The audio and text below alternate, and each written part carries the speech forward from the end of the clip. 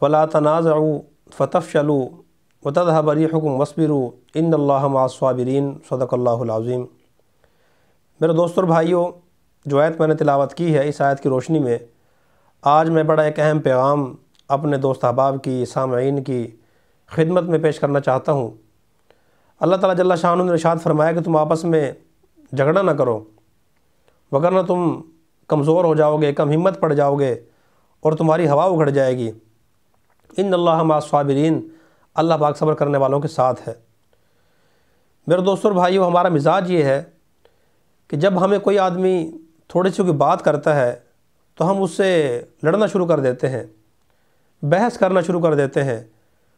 کوئی شخص اگر ہماری رائے سے اختلاف کرتا ہے، ہماری بات کے جواب میں کوئی ایسا جواب دیتا ہے کہ جو ہمارے مزاج کے مطابق نہیں ہے، تو ہم اس سے ایک لمبی بحث شروع کر دیتے ہیں، دلائل دینا شروع کر دیتے ہیں۔ یہ اچھی بات نہیں ہے۔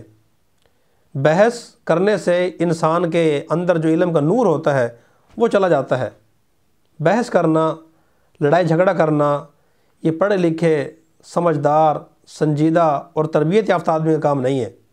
بحث وہ کرتا ہے فضول قسم کی بحث کہ جو نہ سمجھدار ہو، نہ پڑھا لکھا ہو اور نہ تربیت یافتہ ہو۔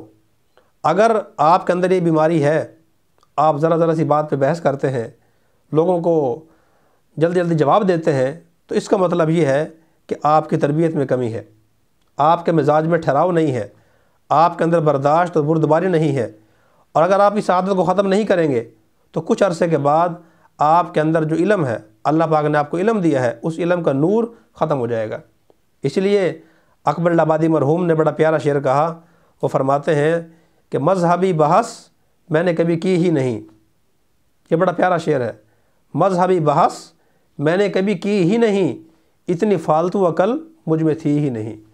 مطلب یہ ہے کہ مذہبی بحثوں میں بحث کرنا یہ فالتو آدمی کا کام ہے، جس کے اندر فالتو عقل ہو۔ لہذا سب سے پہلا مسئلہ تو ہمیں یہ سمجھنا چاہیے کہ جب تک کوئی آدمی، ایک بڑی کمزوری ہمارے اندر یہ بھی ہے، بعض اوقات ہم سے کوئی شخص کوئی بات نہیں پوچھتا، کوئی ہم سے سوال نہیں کرتا، ہم اس کے پوچھے بغیر، اس کے سوال کیے بغیر از خود اپنی ذمہ داری سمجھ کر دوسروں کو کوئی مسئلہ سمجھانا اور بات بتانا شروع کر دیتے ہیں۔ یہ بھی ایک لحاظ سے ٹھیک نہیں ہے۔ جب تک کوئی آپ سے کوئی بات نہ پوچھے آپ اس کو نہ بتائیں، اور اگر کوئی پوچھے تو جتنا معلوم اس کو بتا دیں اور مزید بحث نہ کریں۔ بحث کرنا جو ہے وہ اچھی چیز نہیں ہے۔ سمجھدار لوگ کہتے ہیں کہ میچورٹی کا بھی ایک لیول ہوتا ہے، نہیں سمجھ آئی؟ انسان کے اندر میچورٹی کب آتی ہے، اس کا بھی ایک درجہ ہوتا ہے۔ ہم بعض اوقات ترکی بترکی اگلے آدمی کو جواب دینا شروع کر دیتے ہیں، فلاں آدمی نے یہ بات کیوں کہی، فلاں نے یہ بات کیوں کی۔ اور یہ بھی ایک بعض لوگوں کا ایک درجہ ہوتا ہے، ان کا بھی ایک میچورٹی کا لیول ہوتا ہے۔ اور بعض لوگ ایسے ہوتے ہیں کہ وہ اپنے خلاف باتیں سن کر جواب دینا مناسب ہی نہیں سمجھتے، جواب ہی نہیں دیتے، وہ بحث نہیں کرتے، وہ لوگوں کی باتیں سن کر، اپنے متعلقین کی باتیں سن کر، دوست احباب کی، چاہنے والوں کی ایسی باتیں جو ان کو نہیں کرنی چاہیے، ان کو اپنے بڑوں کے ادب و احترام کا خیال رکھنا چاہیے اور چھوٹا سمجھ کر یہ بات نہیں سمجھانی چاہیے، وہ پھر بھی ساری باتیں سن کر خاموش ہو جاتے ہیں۔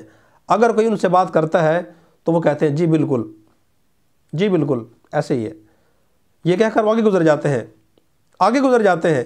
اس کا مطلب یہ نہیں ہوتا کہ جو سامنے والا بات کر رہا ہے تو سننے والا ویسے ہی ہے، یہ مطلب نہیں ہوتا۔ مطلب یہ ہوتا ہے کہ اس بات کی کوئی اہمیت نہیں ہوتی، اس کی بات کو اگر اہمیت دی جائے گی تو پھر بات بڑھے گی، بحث شروع ہو جائے گی اور اس کا فائدہ کوئی نہیں ہے۔ لہذا میرے دوستوں اور بھائیوں، ہمیں ذرا سی بات پہ بحث کرنے سے گریز کرنا چاہیے۔ آج یہ بیماری پڑھے لکھے لوگوں میں بھی اور ان پڑھوں کے اندر بھی بہت عام ہے۔ پہلے تو ان پڑھ لوگوں میں ہوتی تھی، اب پڑھے لکھوں میں زیادہ نظر آتی ہے۔ سوشل میڈیا عام ہے، فیس بک عام ہے، یوٹیوب عام ہے، ہر بندہ سوشل میڈیا سے اٹیچ ہے، ہر بندہ مختلف لوگوں کے کلپ دیکھتا ہے، مختلف لوگوں کے کلپ سنتا ہے، لیکچر سنتا ہے، ویڈیو بیانات سنتا ہے، اور جو سوشل میڈیا پہ آنے والے ہیں، جو لیکچر دیتے ہیں، ان میں سب مستند بھی نہیں ہیں، سب ڈگری یافتہ بھی نہیں ہیں، سب ان میں تربیت یافتہ بھی نہیں ہے، اور سب ایسے بھی نہیں ہیں کہ جن کے مزاج میں ٹھہراؤ ہو، تحمل ہو، برداشت ہو، بردباری ہو، کھلے دل کے ساتھ، وسعت ظرفی کے ساتھ، وسیع سوچ کے ساتھ دوسرے کی بات سننے کا مادہ ہو، سب ایسے بھی نہیں ہے۔